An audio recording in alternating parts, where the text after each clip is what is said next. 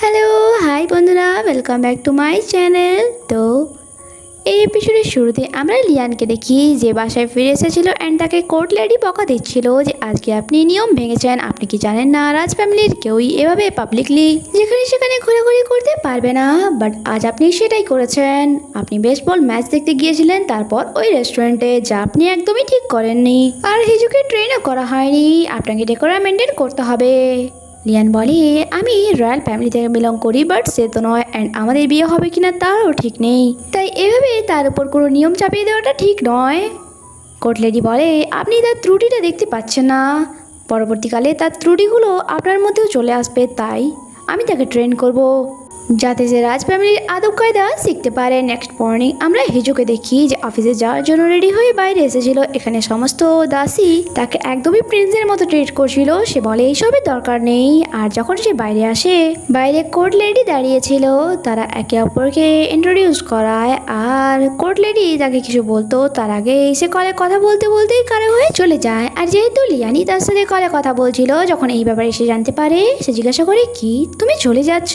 হিজু বলে কেন, কি হয়েছে, কিছু কি দরকার ছিল ওনার? সে বলে নো, অ্যাকচুয়ালি কোর্ট লেডি তোমাকে শেখাতে চাইছিল ডেকোরা কিভাবে মেনটেন করে। দেখবে কোর্ট লেডি অনেক বেশি রেগে যাবে, কারণ আজ পর্যন্ত ওনার মুখের ওপর না বলা আর কারোর সাহস হয়নি। হিজু বলে ঠিক আছে আমি বুঝতে পারছি, বাট এখন আমার কাজ আছে, তাই পাই অ্যান্ড কল কাট করে দেয়। যখন কিলিয়ান হাসছিল, ম্যানেজার চই তার ক্লোজ এসে বলে মনে হচ্ছে স্কুল টাইমে আপনারা অনেক বেশি ক্লোজ ছিলেন, কারণ আপনারা অনেক কিউট কাপল। আর সে হাসছিল। লিয়ান তাকে দেখলে সে বলে ওকে ওকে যাচ্ছি। আর তার যাওয়ার পর লিয়ানি নিজে স্মাইল করছিল। এদিকে অফিসে সেক্রেটারি হিজুকে তার আজকের কাজের লিস্ট বলছিল যে আজকে আপনার অনেক কাজ আছে, ইভেন তো এক ইনভেস্টর আপনার ভাইয়ের কোম্পানি ছেড়ে আপনার কোম্পানিতে ইনভেস্ট করতে চাইছে।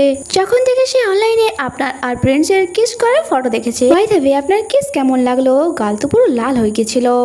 হিজু বলে হ্যাঁ অ্যাকচুয়ালি বেশি গরম লাগছিল তাই। সেক্রেটারি বলে আমি আপনার নয় বরং প্রিন্স লিয়ানের কথা বলছি, উনি অনেক বেশি ব্লাস করছিল। আপনিও কি ব্লাস করছিলেন বুঝি? সে বলে নো নো, আর এমনি তো আমি তোরই টিনেজার, আর আমি ফার্স্ট কিস করছি এমনটাও নয়, তাই এসব ছোটোখাটো কিসে ব্লাস কি করে? সেক্রেটারি বলে আজ পর্যন্ত প্রিন্স লিয়ানের ব্যাপারে কোনো রিউমার্সও ছড়ায়নি যে সে কাউকে ডেট করেছে। যা শুনে হিজু বলে বাট কিস তো সে অনেক ভালোভাবেই করেছে। যা শুনে তারা দুজনেই হাসছিল এখানে। এদিকে তেজু অ্যান্ড তার ওয়াইফ কথা বলছিল যে হিজু রাউন্ড টেবিলে সিট পেয়ে গেছে, যা আজ পর্যন্ত কোনো বিজনেসম্যানই পায়নি। তার মানে তো এটাই হলো যে এখন তার সামনে আমাদেরকে মাথা নত করতে হবে। তেজুর ওয়াইফ বলে এটাতে খারাপ কি আছে, তুমি এটা ভাবো যদি তার প্রিন্স লিয়ানের সাথে বিয়ে হয়ে যায় তাহলে আমাদের অ্যাটাচমেন্ট রয়্যাল ফ্যামিলির সাথে হয়ে যাবে, তখন কোনো ইনভেস্টরই কখনো ডিল ক্যান্সেল করবে না, অ্যান্ড তুমিও ক্যাসেল গ্রুপের সিইও হয়ে যাবে। এরপর হিজু রাইটে বাসায় ফিরে তার হাতে অনেক শপিংয়ের ব্যাগ ছিল, যা দাসীরা এসে নিয়ে নেয়। আর হেড কোর্ট লেডি তাকে দেখে স্মাইল করে। আর নেক্সট সিনে বাসার ভেতরে হেড কোর্ট লেডি বলে আমি জানি অনেক রাত হয়ে গিয়েছে, বাট আপনাকে লেসন শুরু করে দিতেই হবে এখন থেকে। আই হোপ আপনি কোঅপারেট করবেন। হিজু বলে ইয়েস অফকোর্স। এরপর হেড কোর্ট লেডি তাকে লেকচার দেওয়া শুরু করে যে তোমাকে কি কি করতে হবে অ্যান্ড কি কি করা এক রয়্যাল ফ্যামিলির মেম্বারের জন্য বারণ। আর তোমাকে সবসময় তোমার মেরুদণ্ড সোজা করে চলতে হবে, ইভেন তো রাজ ফ্যামিলির সমস্ত হিস্ট্রির ব্যাপারেও তোমাকে জানতে হবে। এদিকে কুইন যে ছোট রাজাকে লেকচার দিচ্ছিল অ্যান্ড তাকে সোজা করে দাঁড়াতে বলছিল, সে অনেক বেশি বিরক্ত হচ্ছিল, কারণ তাকে রাজা করার চক্করে তার মা ভুলেই গিয়েছিল যে এক বাচ্চার মায়ের ভালোবাসাও দরকার, যা ছোট রাজা পাচ্ছিল না। এদিকে হিজুকে দেখি যাকে হেড কোর্ট লেডি ট্রেন করছিল, তখন সেখানে লিয়ান চলে আসে। হিজু দৌড়ে গিয়ে তাকে হাক করে নেয়, যা দেখে তো এখানে সমস্ত দাসীরা লজ্জা পেয়ে যায়। হিজু আস্তে করে বলে আমার অনেক কাজ আছে, তাই সারা রাত ধরে আমি কোঅপারেট করতে পারবো না। কোর্ট লেডি লিয়ানকে দেখে বলে আপনার তো প্যালেসে যাওয়ার কথা ছিল, আপনি আবার ওইখানে চলে এলেন কেন? লিয়ান বলে হ্যাঁ, বাট তার আগে আমি আপনাকে নিতে এসেছি এখানে, এটা আমার অর্ডার, তাই কোনো রকম প্রশ্ন না করে আমার সাথে চলো। নেক্সট সিন আমাদেরকে মর্নিংয়ে দেখানো হয়, যেখানে প্যালেসে পিএম জিয়ংমুর সাথে চেস খেলছিল। আর লিয়ান তাকে জিজ্ঞাসা করে আপনি কি আমাকে বিয়ে করা থেকে আটকাবেন না? সে বলে এটা তোমার ডিসিশন, আর এমনিতেও আমি যদি কিছু বলি তাহলে তাহলে এটা নিয়েও লোকেরা নানান গুজব ছড়াবে, আর আমি প্যালেসের আগুন ধরার ব্যাপারটা বন্ধ করে দিয়েছি, আর এবারে কেউ কথা বলবে না, তাই কুইনও আপনাকে বিরক্ত করবে না। এদিকে হেড কোর্ট লেডি হিজুকে রাজ ফ্যামিলির হিস্ট্রি বলছিল, আর এটাও বলছিল যে কিভাবে কোনো রাজা বা রাজ ফ্যামিলির সদস্য মারা গেলে তাদের দাহ সংস্কার কিভাবে করা হয় আর কি কি রিচুয়ালস হয়। হেজু কিউরিয়াস ছিল অ্যান্ড কোশ্চেন করে 3 বছর আগে যখন প্রিন্স লিয়ানের বড় ভাই মারা গিয়েছিল তখনই কি ওনার দাহ সংস্কারে এইসব রিচুয়াল করা হয়েছিল। কোর্ট লেডি জানায় না, ওটা প্রাইভেট সেরিমানি হয়েছিল, কারণ 2005-এর পর থেকে কোনো রকম বড় সেরিমানি করা হয়নি। হিজু বলে কেন আর আমাদেরকে দেখানো হয়। লিয়ানের বড় ভাইয়ের মমের ডেথ ছোটবেলাতেই হয়েছিল, আর 20 বছর পর তার ড্যাডের, আর তারপর তার ভাইয়ের, পরপর এতগুলো দুর্ঘটনার কারণে প্রাইভেট সেরিমনি রাখা হয়েছিল। এই প্রেজেন্ট টাইমে এইসব শুনে হিজু অনেক বেশি ইমোশনাল হয়ে গিয়েছিল অ্যান্ড সে কান্না করতে করতে বলে প্লিজ আমাকে কিছুক্ষণ ডাকবে না, আর দৌড়ে নিজের রুমে চলে যায়। এরপর সে রাজ ফ্যামিলির হিস্ট্রি অনলাইনে দেখছিল, যেখানে সে দেখে লিয়ানের মমের ডেথ হয়েছিল অ্যাক্সিডেন্টে, আর তার ড্যাডের হার্ট অ্যাটাকে অ্যান্ড তার বড় ভাইয়ের আগুনে। সে বলে এবার বুঝতে পারছি কিংকে সামান্য র্যামেন খাওয়ানো নিয়ে সে আমার উপর এত কেন রেগে গিয়েছিল। অ্যান্ড সে লিয়ানকে কল করে, বাট সে তার কল অ্যাটেন্ড করে না। আর এদিকে আমরা লিয়ানকে দেখি সে কুইনের সাথে একটি মিটিংয়ে ছিল। কুইন তাকে জিয়ং নামের একটি মেয়ের সাথে ইন্ট্রোডিউস করিয়ে বলে ইদানিং আমি একটু বেশি অসুস্থ থাকছি, তাই তোমার যে কোনো কাজে জিয়ংমু তোমার হেল্প করবে। সে এক ডেইলি নিউজ কোম্পানির মালিকের মেয়ে, আর জিয়ংমু তোমার সাথে এঙ্গেজমেন্ট পার্টি দিয়ে যাবে, কারণ আমি যেতে পারবো না। তখনই লিয়ান কোর্ট লেডিকে ডাকে অ্যান্ড জিজ্ঞাসা করে বলুন কুইনের কি রোগ হয়েছে কি আপনি বলতে পারবেন। বাট কোর্ট লেডি কিছু বলতে পারে না। লিয়ান বুঝতে পেরে যায় যে কুইন মিথ্যে বলছে অ্যান্ড আর সে এটা বলে সেখান থেকে চলে যায় যে আমি একাই ওই ইভেন্টটি অ্যাটেন্ড করে নেব। যখন কি জিয়ংমু কুইনকে বলে মনে হয় তিনি রেগে গেলেন। সে বলে ধৈর্য ধরো, সব কিছু ঠিক হয়ে যাবে। এরপর লিয়ান ম্যানেজার চুইকে বলছিল ওই মেয়েটিকে অ্যান্ড তার ব্যাকগ্রাউন্ড কি সমস্ত ডিটেলস আমার চাই। ম্যানেজার চুই জানায় আপনাকে মেসেজও কল করেছিল। লিয়ান কল করে তাকে বলে আমি একটু বিজি ছিলাম। সে বলে আমিও ফ্রি বসে নেই, বাট তখনই সে নিজেকে বোঝায় না এমনটা কথা বললে চলবে না, আমাকে তার উপর দয়া দেখানো দরকার, সে জীবনে অনেক কিছু ফেস করেছে। অ্যান্ড সে লিয়ানকে বলে আমি তোমাকে বলতে চাইছিলাম যে আমি সবসময় তোমার পাশে আছি। হাজব্যান্ড অ্যান্ড ওয়াইফ এক টিম হয়, তাই আমিও সেইভাবে সবসময় তোমার পাশে থাকবো। আমি এটা বলছি না যে আমি তোমাকে ভালোবাসি বা আমি তোমার জন্য কিছু ফিল করছি, শুধু এটাই বলতে চাই যে আমি সবসময় তোমার জন্য আছি। হ্যালো, তুমি আমার কথা শুনতে পাচ্ছ? ও কলই কেটে দিয়েছে। আর আমরা লিয়ানকে দেখি সে স্মাইল করছিল, আর ম্যানেজার চুইকে বলে ইভিনিংয়ে আমি আরেকবার আমার বাসায় যাব। যা শুনে ম্যানেজার চুই বলে পিএম বলেছে আপনাকে কোথাও যেতে না। লিয়ান তাড়াতাড়ি দেখে, সে বলে আপনার ইচ্ছা, আপনি যেখানে ইচ্ছা যেতে পারেন। অন্যদিকে ছোট রাজা যে স্কুলে এসেছিল, বাট আমরা জানতে পারি তার স্কুলে কোনো ফ্রেন্ডই নেই। আর এখানে যখন সে বাইরে আসছিল তার কারোর সাথে ধাক্কা লেগে যায়, আর যা দেখা মাত্র ওই সমস্ত গার্ড তার চারিপাশে এসে দাঁড়িয়ে পড়ে।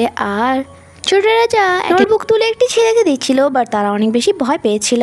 তখন এখানে পিএম চলে আসে অ্যান্ড ছোট রাজাকে বলে কাল আমি অনেক বেশি বিজি থাকবো, আর আজ আপনার হিস্ট্রি লেসন আছে, তাই চলুন। যখন কি ছোট রাজা অনেক বেশি স্যাড ছিল বাইরের খেলতে থাকা বাচ্চাদের দেখে, আর সে বলে আমি এভাবে নর্মাল জীবন কাটাতে চাই। এদিকে আমরা হিচুকে দেখি যাকে ট্রেনিং দেওয়া হচ্ছিল যে কিভাবে তাকে হাঁটতে হবে, আর তার অবস্থা দেখে আপনারা বুঝতেই পারছেন সে কত চাপে আছে। এখানে তখনই ছোট রাজা চলে আসে, আর যাকে বাউন্ড ডাউন করার চক্করে সে সমস্ত বাটি আর প্লেট নিচে ফেলে দেয়।